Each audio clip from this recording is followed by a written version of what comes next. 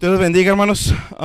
Después de la pausa que hicimos del estudio que estábamos llevando del libro de Hechos, vamos a reanudarlo una vez más. Y para ello, hermanos, vamos a estar leyendo Isaías, capítulo 1, versículo 18 como texto introductorio. Isaías, capítulo 1, versículo 18. Como siempre, hermano, les recuerdo que tenga la Biblia a su mano para estar viendo y leyendo juntos cada uno de los versículos que vamos a estar leyendo en este mensaje. Dice Isaías 1:18: Venid luego, dirá Jehová, y estemos a cuenta. Si vuestros pecados fueren como la grana, como la nieve serán emblanquecidos. Si fueren rojos como el carmesí, vendrán a ser como blanca lana. Hoy vamos a ver, la Biblia nos introduce en el capítulo 9 del libro de Hechos a una de las primeras, todas las conversiones, todos aquellos que han sido salvos por Cristo. Realmente es algo hermoso, es una conversión extraordinaria, es un milagro extraordinario de que Cristo, que Dios haya volteado a ver un pecador que somos menos que nada y lo haya salvado. Sin embargo, hermanos, durante la historia de la iglesia cristiana ha habido algunas conversiones que han sido de bastante impacto para la iglesia, de bastante impacto para el mundo. Y una de ellas es la conversión de Saulo, el perdón de Dios a Pablo, que después es Saulo y después se cambia su nombre a Pablo. Él, para los que no lo puedan a lo mejor conocer, Pablo fue uno de los que escribió la Biblia, 13 epístolas, 13 cartas, empezando con Romanos y terminando hasta Filemón, si no me equivoco. 13 de las epístolas, la mayoría del Nuevo Testamento fue escrito por él. No solamente eso, sino que fue el iniciador de llevar el evangelio a lugares más allá de Israel, a los gentiles, Antioquía, Roma, Atenas, todos esos lugares y más que me faltan mucho por nombrar. Pablo fue el iniciador, el instrumento que Dios usó para llevar su mensaje de salvación a todo alrededor de Israel y todavía más allá. Fue un hombre verdaderamente de Dios. Fue un hombre que sufrió por el evangelio, que fue muchas veces también apedreado, maltratado, latigado. Al final murió decapitado por el evangelio, por predicar de Cristo. Fue un hombre que realmente Dios lo tuvo como instrumento, que aún las cartas que Dios le permitió escribir en su misericordia han sido de gran ayuda para la iglesia hoy en día. Fue realmente un hombre de Dios usado por él, alguien del cual no se ha visto alguien tan consagrado como Pablo. Y de él es que se nos vuelve a hablar en el capítulo 9 del libro de Hechos. ¿Cuándo fue la última vez que vimos a Saulo, para refrescar un poquito más la memoria? Bueno, la última vez fue cuando estaba probando la muerte de Esteban. Saulo estaba ahí, aprobó la muerte por apedreamiento a Esteban, y estaba ahí, y dio su aprobación. Y no solo eso, sino que él mismo encabezó una gran persecución a los cristianos en ese día, entrando casa por casa, hombres o mujeres, arrastrándolos, llevándolos hasta la cárcel, entregándolos solamente porque eran seguidores de Cristo. Este era Saulo, se convirtió en un gran hombre de Dios, pero antes de eso era un perseguidor de la iglesia.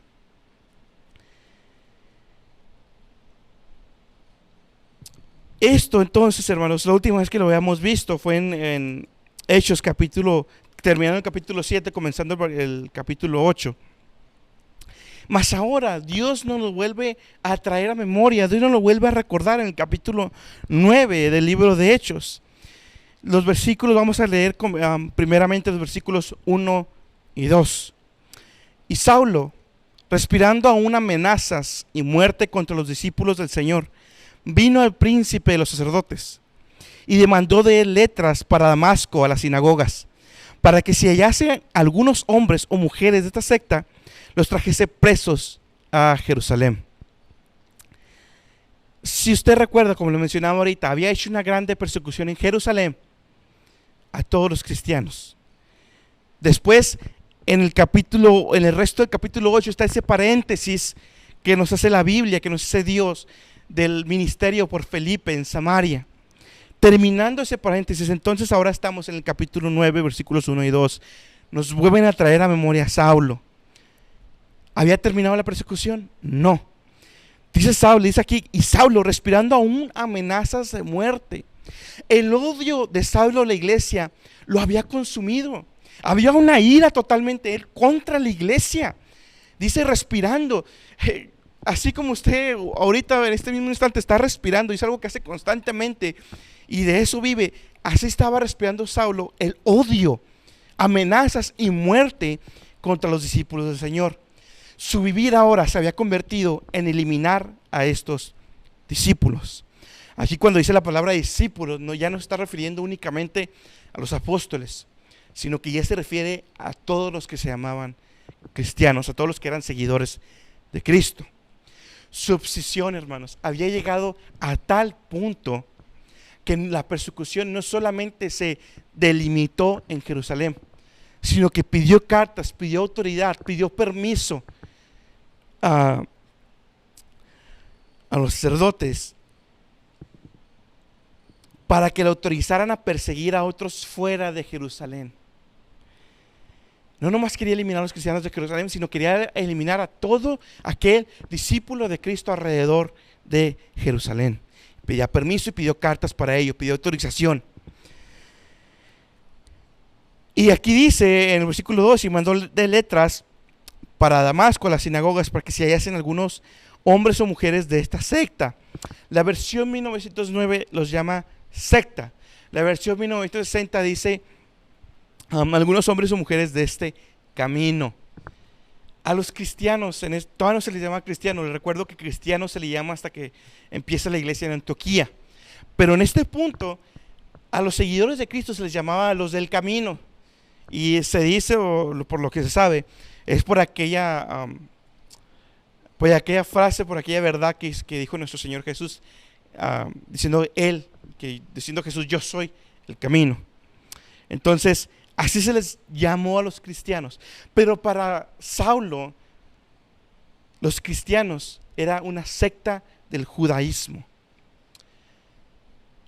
Y aunque tenemos estos dos versículos para saber quién es Saulo, y más o menos ya tenemos el contexto de que permitió la muerte de Esteban, en el Hechos capítulo 26, en los versículos 9 al 11, Pablo mismo, de sus propios labios, años después de haber sido alcanzado por la gracia de Dios, está testificando delante del rey Agripa y nos da más detalles de su corazón.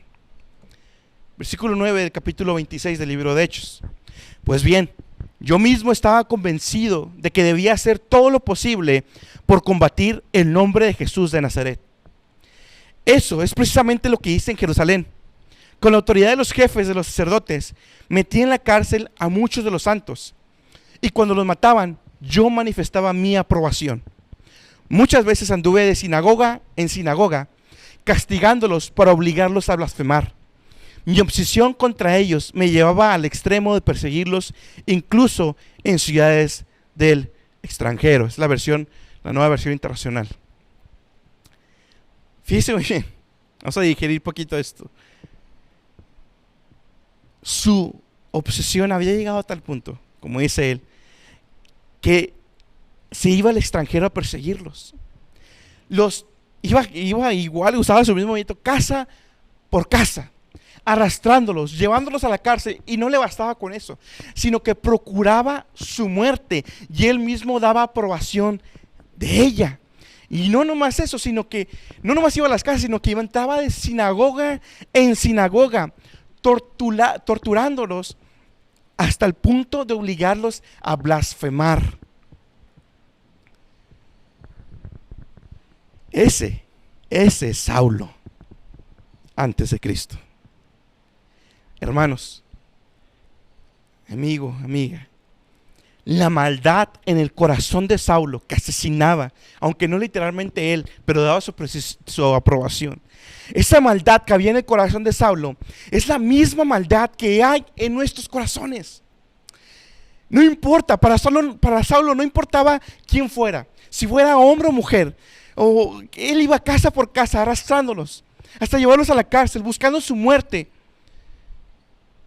Esa misma maldad que había en el corazón de Saulo es la misma maldad que hay en su corazón y que hay en mi corazón. Romanos 3:23 nos dice claro: todos hemos pecado.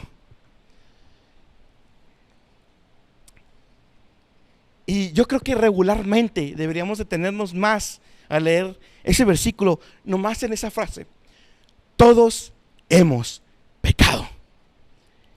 La maldad, y por poner, me gustaba ese ejemplo que ponía un predicador, la maldad en el corazón de Hitler es la misma que hay en nuestro corazón.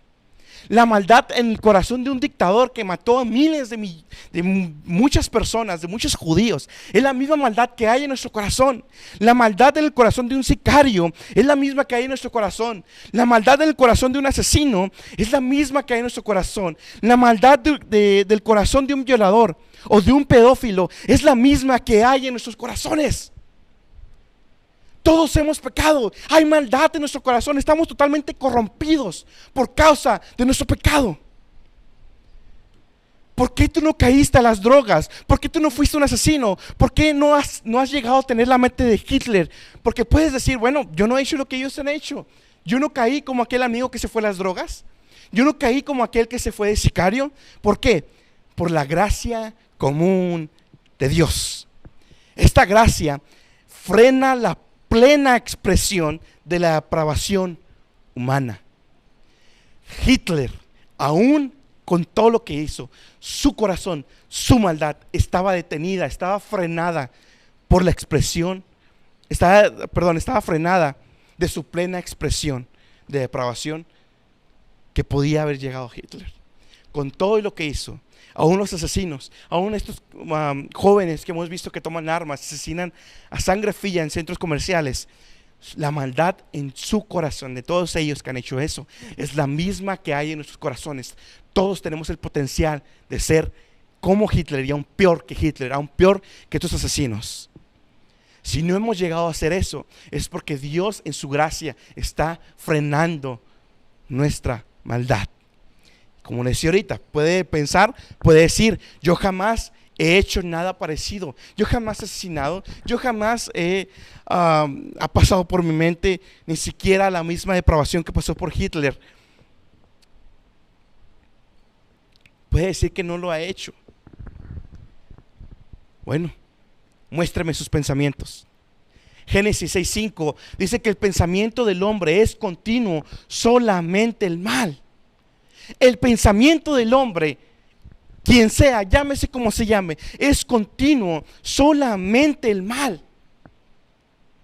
Pudiste no haber hecho, no haber asesinado, no haber matado literalmente, físicamente a alguien, pero tú que te dices, bueno, tráeme todos tus pensamientos, todos aquellos deseos inicuos, corruptos que has tenido, ponlos delante de Dios y vamos a ver si te sigues llamando bueno. Ponlos delante de tu familia, delante de tus amigos, todos tus pensamientos que has tenido. Y te aseguro que te quedarías sin muchos de aquellos que llamas mejores amigos. ¿Por qué? Porque el pensamiento del ser humano, el pensar, nuestro ser está corrupto, es continuamente el mal. ¿Qué no has pensado del vecino? Aún de tus amigos, de tu propia familia. ¿Qué no has pensado de tu propia familia? Deseándoles el mal, deseándoles la muerte, del gobierno, del maestro que no fue justo con del gobierno que ha sido corrupto. Muéstrame tus pensamientos. El hombre, dice Job 15:16, la sociedad, el hombre en sí mismo, bebe su pecado como agua. Fíjate, Job 15:16, el hombre, la sociedad en sí misma, bebe su pecado como agua. Estamos totalmente, así como de fácil, que es tomar un vaso de agua, tomártelo, con esa rapidez, estamos en pecado. Hemos todos pecado. El hombre en sí mismo nace en pecado. Salmo 51:5. Nacemos ya corruptos, nacemos en pecado. Es algo que he aprendido ahora con mi hija. No le tengo que enseñar a a ser egoísta, no me tengo que enseñar a ser egocentrista, no me tengo que enseñar a tratar mal a otros niños. ¿Por qué no le tengo que enseñar eso? Porque todos nacemos corruptos, lo aprenden de sí mismos. Todos nacemos con esa corrupción. ¿Qué le tengo que enseñar? Le tengo que enseñar que no mienta, le tengo que enseñar que no sea egocéntrica, le tengo que enseñar que no sea egoísta. Deja de disciplinar a un niño, no lo disciplines durante 10, 20 años. Y de aquí a 20 años vamos a volver, vemos otra vez a este niño y te aseguro que se ha convertido en un drogadicto, sicario o alguna cosa peor. ¿Por qué? Porque la Biblia es verdad. Todos estamos corruptos, todos hemos pecado. De la misma manera que un pez no sabe bajo qué tanta agua está, de la misma manera el ser humano no sabe bajo qué tanto pecado está. De la misma manera que la gravedad nos tiene atados al piso, de esa misma manera el pecado nos tiene atado a nuestro corazón. Todos merecemos la ira de Dios en el infierno. Y me podrá decir, hermano, y es algo que realmente no escuchamos mucho, la predicación del infierno. Si hay alguien en la Biblia que habló del infierno, ese fue nuestro Señor Jesús.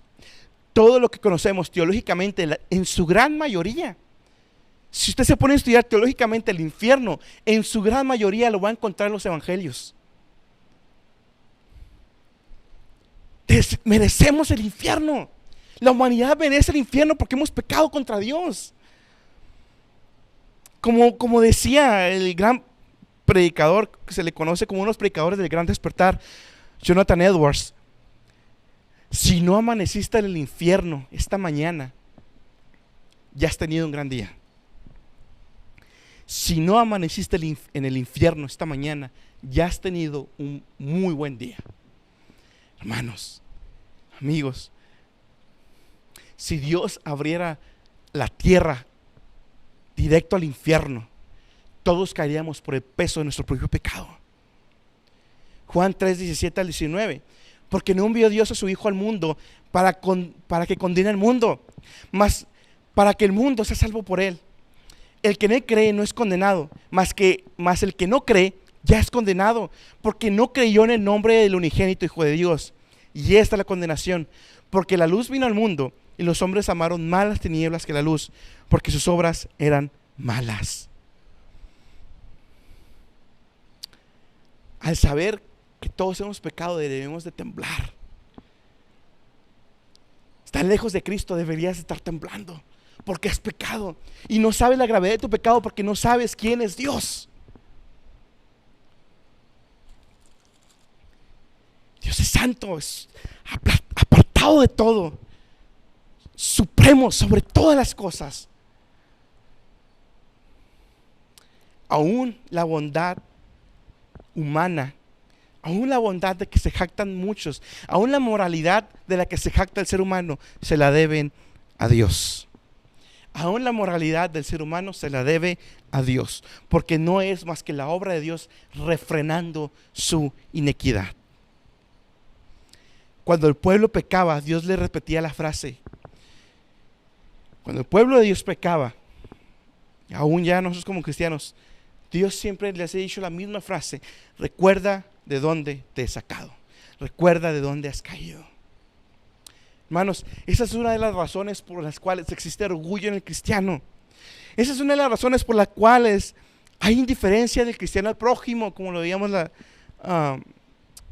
el martes pasado. Porque hay indiferencia del cristiano al prójimo, porque se le olvida de dónde Dios lo sacó.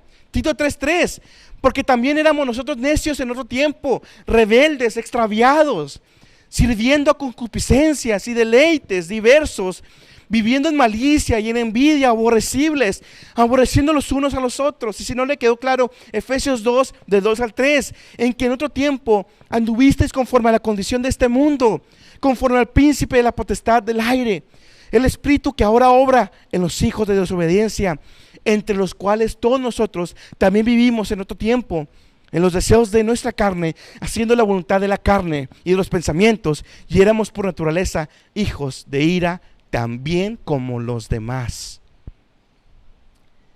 si se ha perdido la caridad, si se ha perdido, si ha proliferado la indiferencia del cristiano prójimo en estos días, es porque se le ha olvidado de dónde ha caído.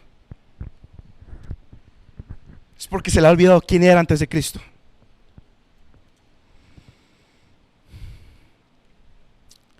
Hagamos memoria. Hermanos, es entonces Saulo, un perseguidor brutal y sanguinario de la iglesia, encarcelando y procurando la muerte de personas las cuales su único delito era su adoración a Cristo. Y todo esto que hacía Saulo, todo esto que hacía, quiero que ponga atención a esto, todo esto que hacía, lo hacía creyendo que estaba sirviendo a Jehová. Como lo decía en su testimonio delante del rey Agripa, pues bien, yo mismo estaba convencido de que había de hacer todo lo posible por combatir el nombre de Jesús de Nazaret. Pablo estaba totalmente seguro de que le estaba sirviendo a Dios al estar persiguiendo a los seguidores de Jesús. Y eso lo mismo Jesús se los profetizó a los apóstoles en Juan 16:2. Sin embargo, esta persecución hacia los discípulos de Jesús, hacia los seguidores de Cristo, no es nada extraño. Porque durante el transcurso de la historia hemos presenciado otras persecuciones donde el perseguidor está creyendo que le sirve a Jehová. Por poner un ejemplo antiguo en la historia, es la Santa Inquisición. Mataron a miles, cientos de cristianos creyendo que le estaban sirviendo a Jehová. Y aún en estos tiempos de la actualidad tenemos la persecución musulmana. Si usted ve los países donde hay mayor persecución, la mayoría de ellos, si no es que en su totalidad, son países donde la religión que prolifera es la musulmana. Creen que le están sirviendo a su Dios Alá. Creen que le están obrando para su Dios. Sin embargo, sabemos que no es así. Versículo 3. Y yendo por el camino, aconteció que llegando cerca de Damasco, súbitamente le cercó un resplandor de luz del cielo. Y cayendo en tierra oyó una voz que le decía: Saulo, Saulo, ¿por qué me persigues? Y él dijo: ¿quién eres, Señor? Y él le dijo: yo soy Jesús, a quien tú persigues. Dura cosa te es dar cosas contra el aguijón. Él, temblando y temeroso, dijo: Señor, ¿qué quieres que haga?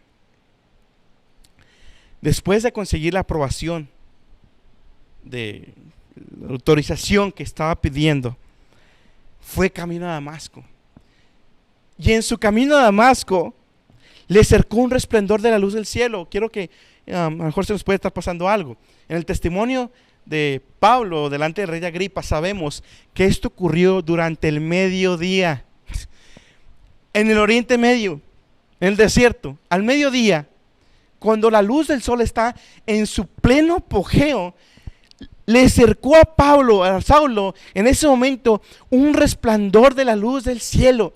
Fue tan así el resplandor que sabemos que quedó ciego después de eso, temporalmente.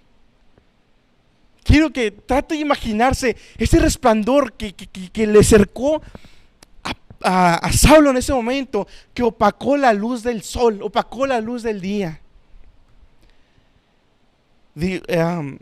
Como lo vemos aquí, dice la palabra que lo cercó, o sea, que lo rodeó. Para donde quiera que él mirara, veía el resplandor de la luz. Versículo 4, y cayendo en tierra oyó una voz que le decía: Saulo, Saulo, ¿por qué me persigues? Hermanos, como en algún tiempo de predicaciones pasadas lo recordábamos, Cristo está unido a su iglesia con I mayúscula. Al perseguir a Saulo, al perseguir Saulo los discípulos, estaba persiguiendo personalmente a Jesús. Hermanos, si nos persiguen a Jesús. Si estamos bajo asedio, quiero que sepa que está Jesús con nosotros. Jesús está con su iglesia. De manera que cualquier ataque a la iglesia de Jesús es un ataque personal a Cristo. Es un ataque personal a Jesús. Y Pablo le contesta en versículo 5, ¿quién eres, Señor?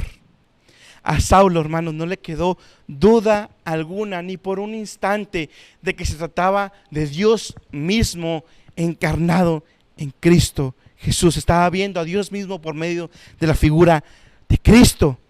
De la misma manera, hermanos, cuando todos y cada uno de los seres humanos estén delante de Dios, no les va a quedar duda alguna que están delante de Dios. Y Cristo le dice, yo soy Jesús, quien tú persigues.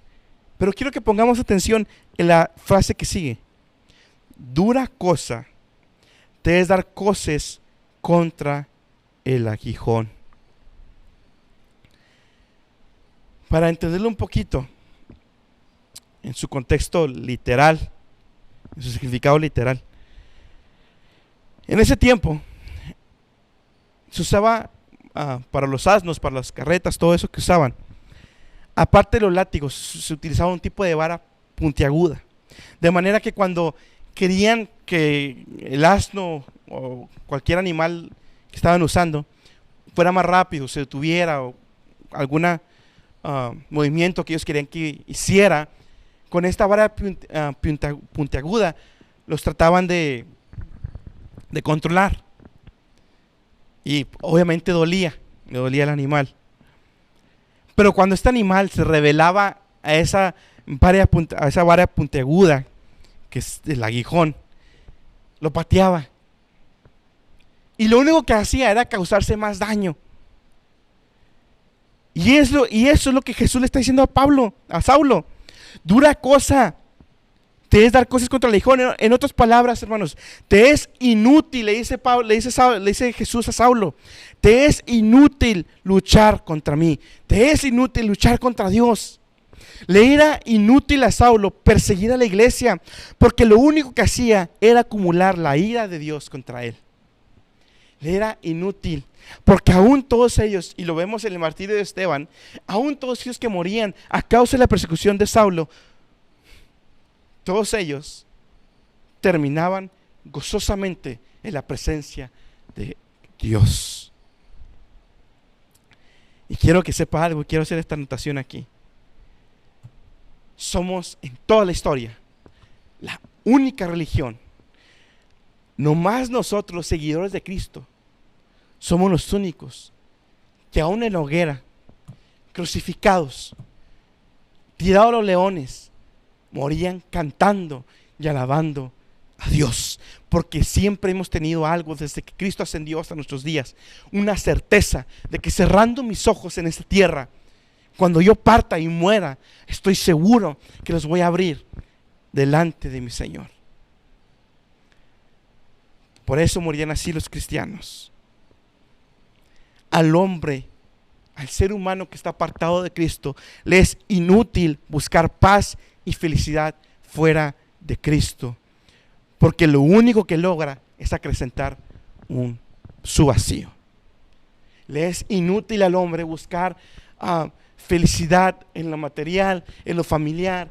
Le es inútil buscar su refugio en el trabajo, en el dinero. Le es inútil, porque todo eso lo único que hace es llenar temporalmente. Pero quítale el dinero, quítale la familia, y es lo que estamos viendo en estos días con la pandemia. Dios les ha quitado su economía y están temblando. Lo único que logran es acrecentar su vacío. Y para este punto quiero citar las palabras, y ya lo había citado en alguna otra ocasión, de Rabbi Zachariah, en una predicación de él de 1986, donde él nos dice que no hay otro lugar donde se pueda ver más literalmente cómo el hombre trata de escapar de Dios, cómo el hombre trata de escapar de su realidad, que ha pecado y que no es feliz y que no tiene paz. Decía él, no hay otro lugar donde el escape de la realidad es más visible que la industria cosmética, que trata de ocultar tantas cosas. Es un negocio multimillonario.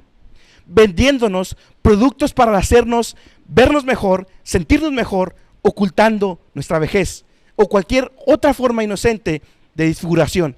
Las cremas se hicieron para esconder las arrugas o cualquier otro defecto en la piel. Tintes de cabello de diferentes colores creados para ocultar el gris de nuestro cabello, además de muchos otros tipos de tratamientos para tratar de quitarnos años de encima. Pero lo que los cosméticos no pueden hacer, los cirujanos dicen, nosotros sí podemos.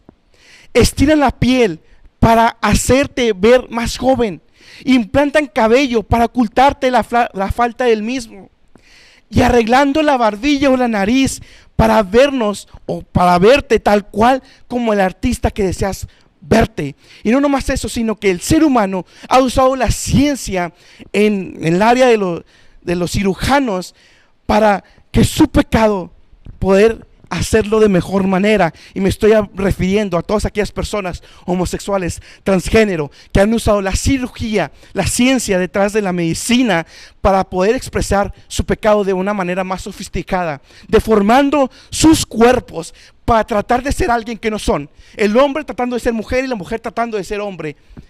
Pero aunque la cirugía trate de hacernos ver más jóvenes o mostrar nuestro pecado, finalmente un ataque cardíaco o un cáncer nos lleva directo al ataúd. ¿Y qué es lo que hacemos?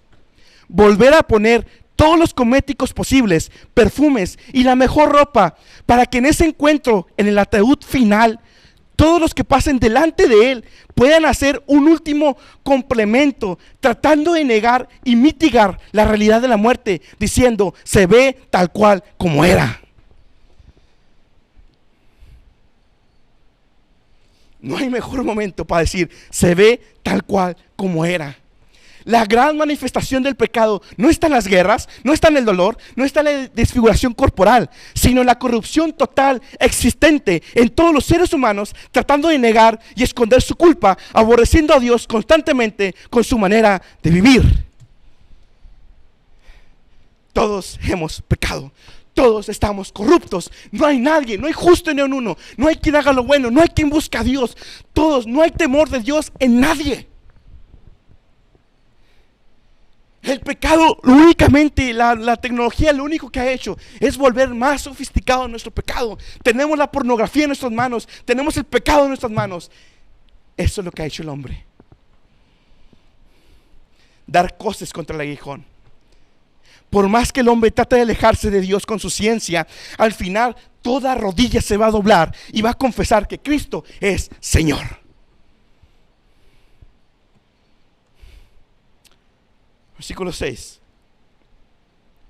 Y él, Saulo, temblando y temeroso, dijo, Señor, ¿qué quieres que haga? Escuche bien, hermanos. Y sobre todo todos aquellos que ya se dicen ser salvos. Muchos cristianos no valoran lo suficiente el sacrificio de Cristo. Y al poco tiempo de ser salvos, ese amor por escudriñar el sacrificio de Cristo, la teología detrás de la cruz, se empieza a diluir y empiezan a estar tan afanados por lo que les viene en el futuro, por Apocalipsis y las señales y la señal de la bestia y el anticristo. Hermanos, les encanta hablar del amor de Dios, cuando el amor de Dios es exaltado, cuando nos vemos en la realidad de la maldad de nuestro pecado. El amor de Dios lo vemos grandemente exaltado cuando vemos la realidad de nuestro corazón malvado, en la realidad de nuestro pecado. Dios es bueno. El hombre es tan malvado, tan corrupto. Dios ha sido es el autor de la vida, el autor de la creación. Él es el que le ha dicho a los planetas dónde ponerse, el que ha levantado montañas, el que le ha dicho el mar hasta aquí. Y cuando le dice al hombre, ven a mí, decimos todos, no.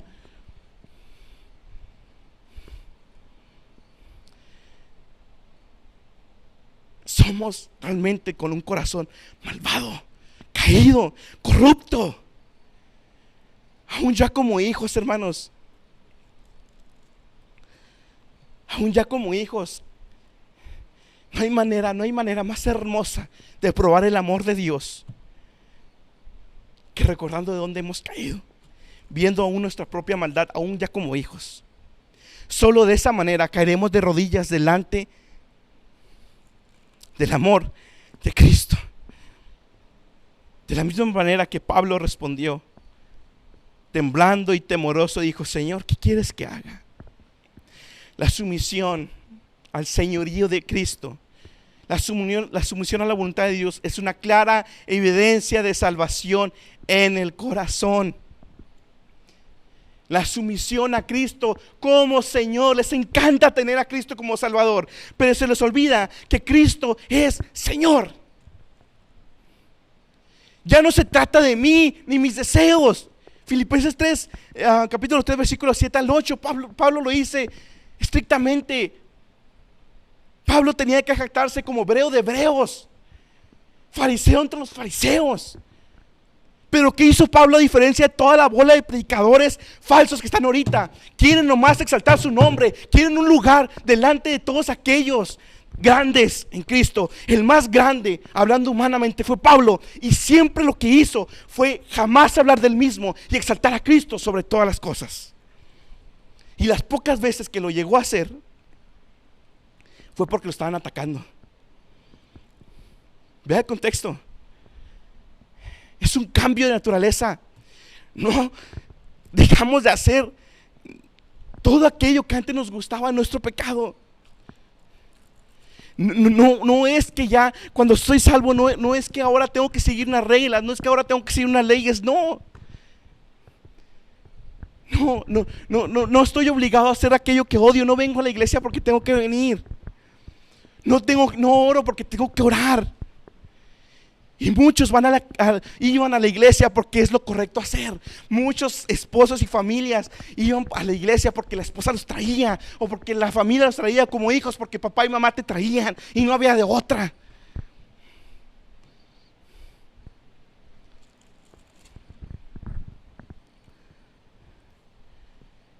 Ahora quiero que notemos algo.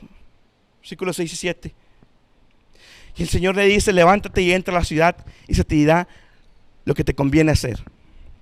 Y los hombres que iban con Saulo se pararon atónitos, oyendo a la verdad la voz, mas no viendo a nadie.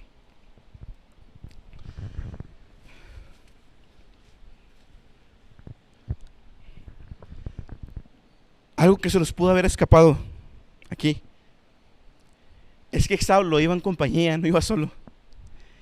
Y el único que vio a Cristo fue Saulo, no fueron los demás. Dice: los hombres que iban con Saulo se pararon atónitos, oyendo a la verdad la voz, mas no viendo a nadie. Desde el punto de vista humano, vimos quién era Saulo: asesino, perseguidor de la iglesia, torturando a los cristianos. Humanamente hablando, él sería la última persona en que pensaríamos que Dios podía perdonarla. Él sería la última persona. Él sería aquella persona que consideraríamos en nuestra humanidad con nula probabilidad de ser salvo o de ser perdonado. Y de hecho, ese es el pensamiento que viene en Ananías. Y no es el Ananías que vimos con Ananías y Zafira. Este es otro Ananías. Y ese pensamiento viene en Ananías en los versículos 13 y 14. Después de que Dios le manda a Ananías a ir con Saulo, Ananías le respondió: Señor, he oído a muchos acerca de este hombre. ¿Cuántos males ha hecho a tus santos en Jerusalén? Y aún aquí tiene facultad de los príncipes, de los sacerdotes, de prender a todos los que invocan tu nombre. Ananías era como si le estuviera diciendo a Dios: ¿seguro? ¿Él ha perseguido a tu iglesia, los ha matado, ha entregado? ¿Él?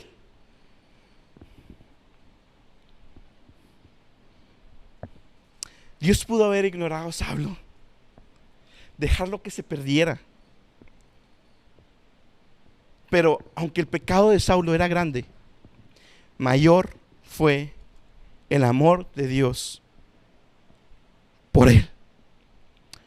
Porque no solamente lo escogió como su hijo, sino que, versículo 15 y 16, le dijo el Señor: ve, porque instrumento escogido me es este, para que lleve mi nombre en presencia de los gentiles y de reyes y los hijos de Israel, para que yo le mostrare cuánto le sea menester que padezca por mi nombre.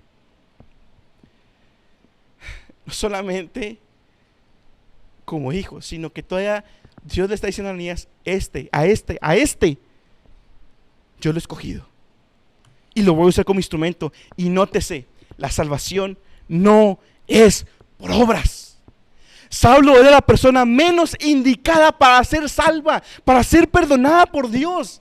Era la que jamás nos hubiéramos imaginado. La salvación no es por obras. El ser humano no se puede ganar el perdón de Dios, porque como hemos visto, estamos totalmente corrompidos. No hay nadie que se pueda ganar el perdón de Dios. Y aunque el pecado de Saulo era grande, como decía, mayor fue el amor de Dios por él. Como Dios, y es el título que le he puesto a esta predicación, cómo Dios pudo perdonar a un asesino entonces, a alguien como Pablo. Si Dios es justo, ¿cómo puede justificar al impío? La respuesta claramente no está en nuestras obras, no está en nosotros mismos, sino en la persona de Cristo. Tal cual como lo dice Efesios capítulo 2, versículos 4 y 9.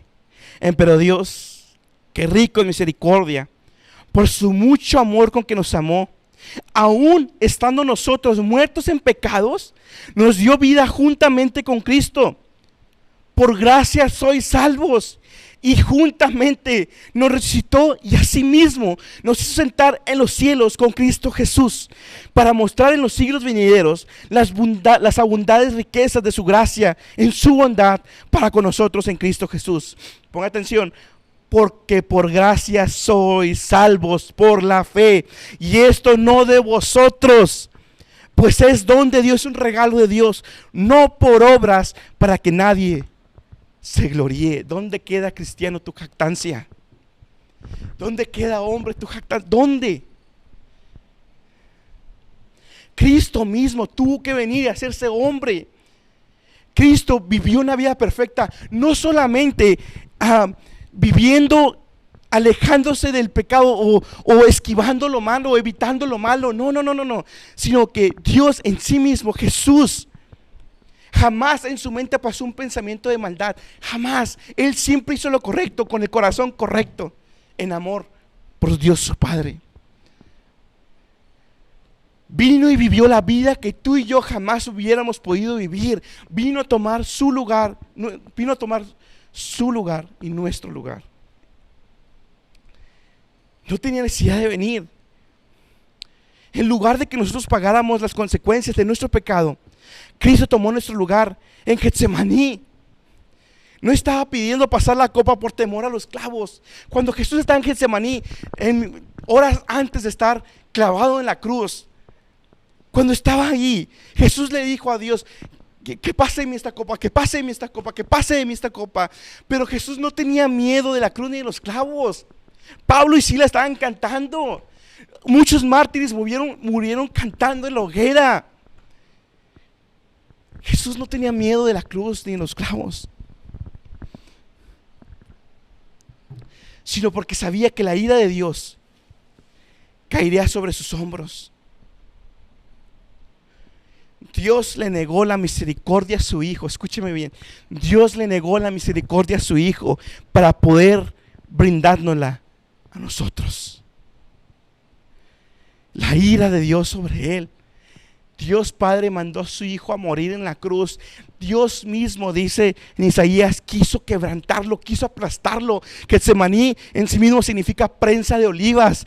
Y ahí en la cruz del Calvario lo que hizo Dios Padre fue aplastar a su propio Hijo con la ira que le correspondía a usted y a mí. Dios apartó su propia presencia de su Hijo para poder salvarnos a nosotros. Cristo mismo, mis hermanos, tuvo que meterse al lodo cenagoso y sacarnos. Al que no conoció pecado, pero por nosotros lo hizo pecado, para que nosotros fuésemos hechos justicia de Dios en Él. ¿Cómo Dios pudo perdonar a alguien como Saulo? Porque Cristo mismo dio su vida por alguien como Saulo, por alguien como usted y como yo. Cristo no vino a condenar. Solo en Cristo hay gozo, hay paz, hay felicidad, hay libertad verdadera. Solamente en Cristo hay descanso para el alma. Tuvo que sufrir la ira de Dios, derramar sangre, la corona de espinas, los latigazos, la cruz, los clavos. Muchos usan el Antiguo Testamento para decir que Dios es tan sanguinario, y aún la cruz de Cristo, en cómo murió, lo usan para decir que Dios es tan sanguinario, pero no, se equivocan. La cruz de Cristo nos muestra la gravedad de nuestro pecado. ¿Quieres saber qué tan malvado es el corazón? ¿Qué tan inicuo y caído es tu corazón? Ve a la cruz de Cristo. Para terminar, quiero contarle una historia verídica, es real, no es una parábola ni nada. Ahí se cuenta de un abogado veterano de la guerra civil de Estados Unidos, Robert Ingersoll. Este abogado era un ateo en contra de la Biblia. Era un ateo, y de hecho se le conoce como el gran agnóstico. Y él acostumbraba a dar charlas en contra de la Biblia, en contra de Dios, en contra de Jesús. Y en una de sus charlas tomó su reloj y le dijo a la audiencia: voy a darle a Dios 5 minutos para que nos muestre que existe. Y yo voy a demostrar en esos 5 minutos que Dios no existe. Pasaron los 5 minutos y Dios no hizo absolutamente nada. Y este ateo dijo: ¿ya ven? Dios no existe. Y una de las personas que acudió a la conferencia le dijo a otra señora que estaba ahí: realmente este hombre ha mostrado algo en esta noche. Realmente ha probado algo en esta noche. Y esta señora, a la que se lo comentó, le dijo: sí, ha probado que Dios no recibe órdenes de los ateos. Dios no recibe órdenes de los ateos. Después, otro gran teólogo canadiense, J.I. Packer, oyó la historia y dijo: este caballero, hablando del ateo, pensó que podía agotar la paciencia y la misericordia de Dios en 5 minutos. A pesar de que nosotros somos tan arrogantes y que hemos hecho todo para merecer el castigo de Dios, aún ya como hijos, Dios, por medio de su Hijo Jesucristo, ha sido tan paciente y tan misericordioso. Dios fue tan misericordioso con Saulo, viendo cómo mataba a sus hijos, y eso no agotó la paciencia ni la misericordia de Dios. Dios ha sido tan paciente. No sé cuántos años tuvo antes de llegar a Cristo, pero Dios ha sido tan paciente con usted, tan misericordioso. Deberíamos y nos merecemos estar en el infierno ahorita, pero no es así. Dios ha sido tan paciente y misericordioso aún ya como hijos. Escudriñe, hermano. Escudriñe. Dios es bueno. Dios es bueno. No se le olvide de dónde hemos caído. Si tú estás lejos de Cristo, escúchame. El texto que leíamos al principio: no importa cómo hayas pecado, no importa lo que hayas hecho, Cristo te puede perdonar. Todavía hay tiempo. Arrepiéntete. Busca a Cristo. No ponga la mirada en los hombres, sino ponen la mirada en el Hijo del Hombre, en Cristo Jesús. No por obras, no te lo puedes ganar, solamente creyendo en su obra, reconociendo que eres pecador, reconociendo que hay maldad en tu corazón y no tienes otra salida más que el perdón de Cristo. Dios los bendiga, hermanos, y realmente escudriñemos cómo está nuestro amor por Dios. Dios los bendiga, hermanos.